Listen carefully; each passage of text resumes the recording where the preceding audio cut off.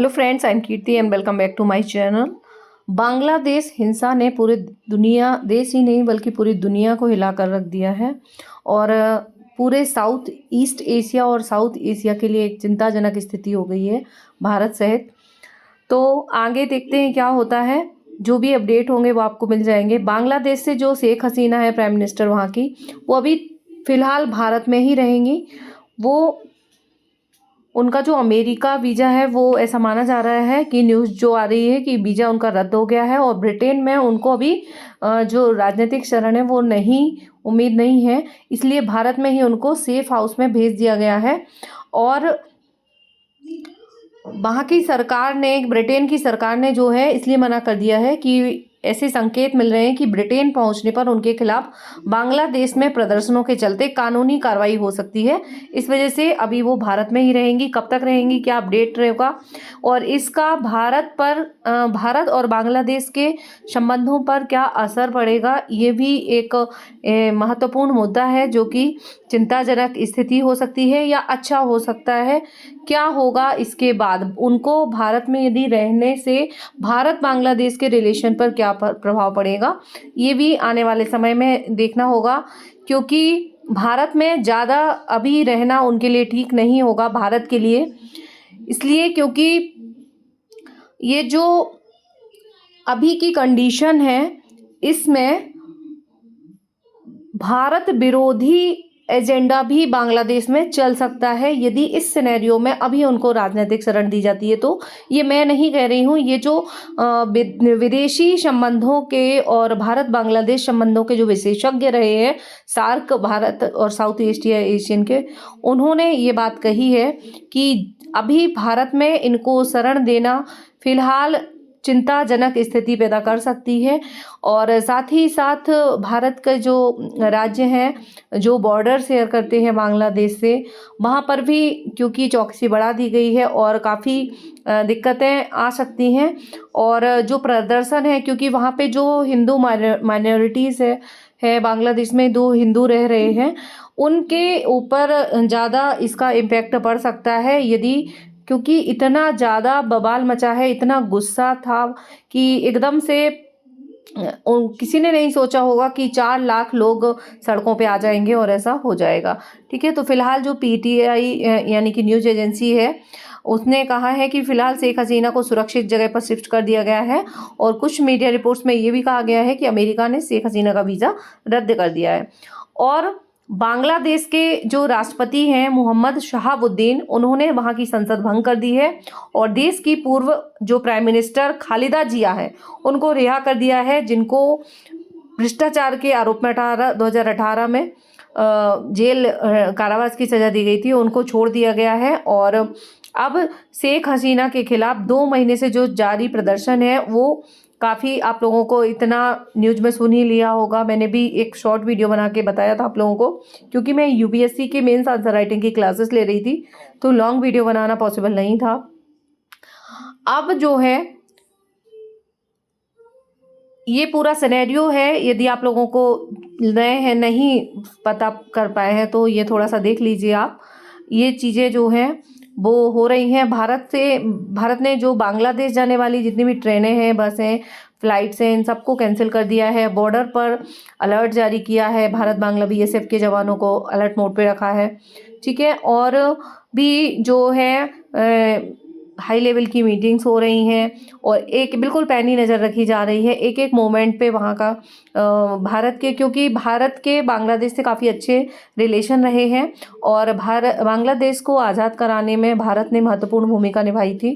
तो भारत बांग्लादेश रिलेशन हमेशा से अच्छे रहे हैं और अब आगे चल के जो नई गवर्नमेंट वहाँ पे बनेगी उससे रिलेशन कैसे होते हैं, क्या होता है, ये समय की बात है। हिंसा का मेन कारण वहाँ का बांग्लादेश का सिर्फ आरक्षण विवाद नहीं है, इसके अलावा भी कारण है। जो मेन था वो था रिजर्वेशन, आरक्षण जो विवाद था, है ना। तो जो आरक्षण था वो 1971 में जैसे ही बांग्लादेश आज़ाद हुआ था तो उस टाइम पे 80% कोटा जो है सिस्टम लागू किया गया था। उसके बाद फिर 2012 में बदलाव करके इसको 56% कर दिया था कि 56% रिजर्वेशन मिलता था, जिसमें स्वतंत्रता सेनानियों के बच्चों को 30% रहता था, पिछड़े वर्गों के लिए 10%, महिलाओं के लिए 10% और माइनॉरिटीज़ के लिए 5% और 1% विकलांगों के लिए कोटा था। तो टोटल 56% रिजर्वेशन था, बाकी जो है वो जनरल के लिए था। 2018 में क्या हुआ कि 4 महीने तक छात्रों के प्रदर्शन के बाद फिर जो हसीना सरकार थी उन्होंने कोटा सिस्टम खत्म कर दिया। छात्रों ने काफ़ी प्रदर्शन किया इसके खिलाफ कि रिजर्वेशन नहीं होना चाहिए इतना ज़्यादा, तो कोटा सिस्टम को खत्म कर दिया और फिर आरक्षण देने सरकार ने, हाई कोर्ट ने 5 जून को, अभी विवाद की स्थिति करंट में इसलिए बनी कि 5 जून को हाई कोर्ट ने वहाँ के सरकार को फिर से आरक्षण देने का आदेश दिया था। ठीक है, तो कोर्ट ने कहा था कि 2018 से पहले जैसा आरक्षण मिलता था वैसा ही उसे फिर से लागू किया जाए। ठीक है, इसके बाद फिर से प्रदर्शन शुरू हो गए और सरकार ने इसे सख्ती से कुचलने की कोशिश की, लेकिन ये और तेज होता गया। ठीक है, फिर इसके बाद वहाँ के सुप्रीम कोर्ट ने सरकारी नौकरियों में 56% आरक्षण देने के ढाका हाई कोर्ट के फैसले को पलट दिया और कहा कि 7% आरक्षण 56% से हटाकर 7% आरक्षण दिया जाएगा। तो ये जो मेन अभी का तात्कालिक कारण जो समझ में आ रहा है वो था, लेकिन इसके पीछे और भी कारण है जो कि हिस्टोरिकल जाते हैं। ठीक है, मेन कारण तो ये आरक्षण का ही था। ठीक है, और आरक्षण जो है इसके पहले भी जो है इनके पिताजी जो वहाँ के शेख मुजीबुर रहमान थे वो थे और उनको भी वहाँ पे जैसा इनको देश छोड़कर भागना पड़ा, अगर ये नहीं भागती तो इनकी जान को खतरा था। तो जब 1975 में इनके पिताजी जो शेख वहाँ के राष्ट्रपिता कहे जाते थे उनके खिलाफ भी इसी तरह से विरोध प्रदर्शन हुआ था और उनको भी 17, उनके पिता सहित शेख मुजीबुर रहमान सहित 17 लोगों को खून कर दिया गया था उनका उन्हीं के घर में।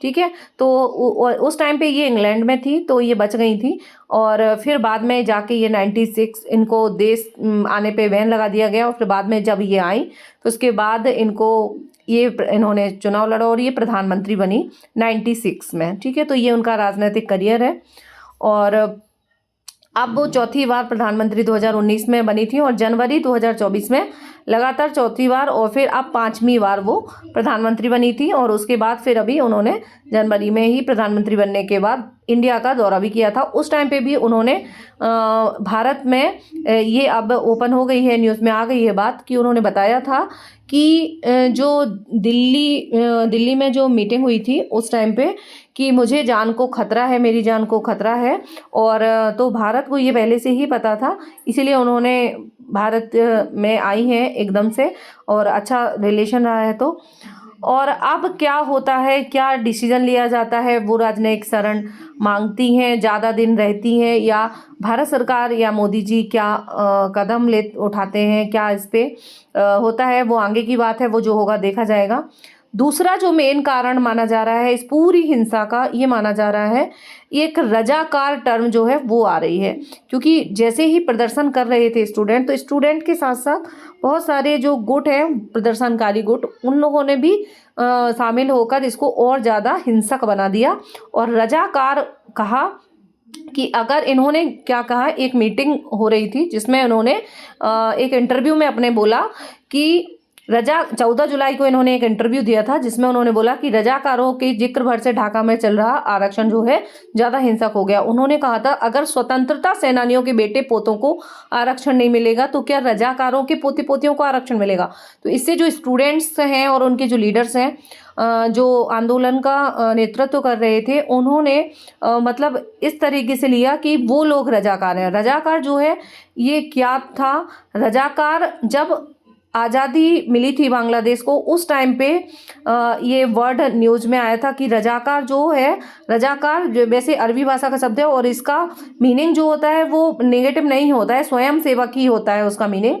लेकिन उस टाइम पे जब वहाँ पे बांग्लादेश में 1971 में जब आंदोलन चल रहा था तो उस टाइम पे ये रजाकार वर्ड जो है काफ़ी गद्दार जो है नेगेटिव में सेंस में लिया जाने लगा और उसको गद्दार बोला जाने लगा। ठीक है, ये जो है जो लोग अपने ही देश के लोगों को मार रहे थे, उस सेंस में रजाकार वर्ड का मीनिंग होने लगा। और रजाकार जो के संस्थापक सदस्यों में से एक थे AKM यूसुफ, ये है AKM यूसुफ। इनको जो है ये उसके हेड थे। और बांग्लादेश में जो टिक्का खान थे, उन्होंने एक ऑपरेशन को सर्च लाइट के नाम से भी जाना जाता है। और टिक्का खान जो है बंगाल का कसाई कहा जाने लगा था उनको उस टाइम पे। और उनको और उस टाइम पे जो लोग अपने ही लोगों को मार रहे थे उनको रजाकार बोला जा रहा था। और अभी इन प्रदर्शनकारियों को भी रजाकार शब्द जो है इन्होंने PM हसीना जो शेख हसीना है उन्होंने बोला है, इसलिए ये और ज़्यादा भड़क गए और हिंसक हो गया। इसका तीसरा कारण जो सामने आया है वो ये था कि हसीना की छात्रों की मौत, जो इतने आंदोलन में जो छात्रों की मौत हुई है उसमें इन्होंने कुछ नहीं कहा। ये करीब 2 महीने से चल रहा था और उस पे उन्होंने चुप रही हैं वो।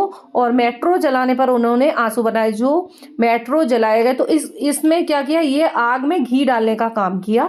ये जो बातें हुई हैं, ये जो इंटरव्यू हुए हैं और फिर उन्होंने जो बोला है, तो कहते हैं ना कि जब हिंसा मतलब एकदम विद्रोह हो रहा होता है तो एक चिंगारी भी जो है एकदम आग भड़का देती है। तो उस टाइम सुबह तक कुछ ऐसा नहीं लग रहा था कि इतना हिंसक विद्रोह हो जाएगा, लेकिन बाद में जो है एकदम से ऐसा हो गया कि उनको अपने ही देश में एक भाषण देना था अपने देश के लोगों को, वो भी नहीं दे पाए, उसका भी मौका नहीं दिया गया। और ऐसा भी माना जा रहा है कि वहाँ की आर्मी और प्रदर्शनकारी दोनों जो है वो आपस में मिल गए और फिर ये बिल्कुल अकेली पड़ गई और उनको वहाँ से छोड़ना पड़ा। तो ये पूरा रहा। और अभी तो वो यहीं पर रहेंगी फ़िलहाल, अब फिर देखते हैं जो भी होता है। ये जो टॉपिक है ये एग्जामिनेशन पॉइंट ऑफ व्यू से बहुत इम्पोर्टेंट है।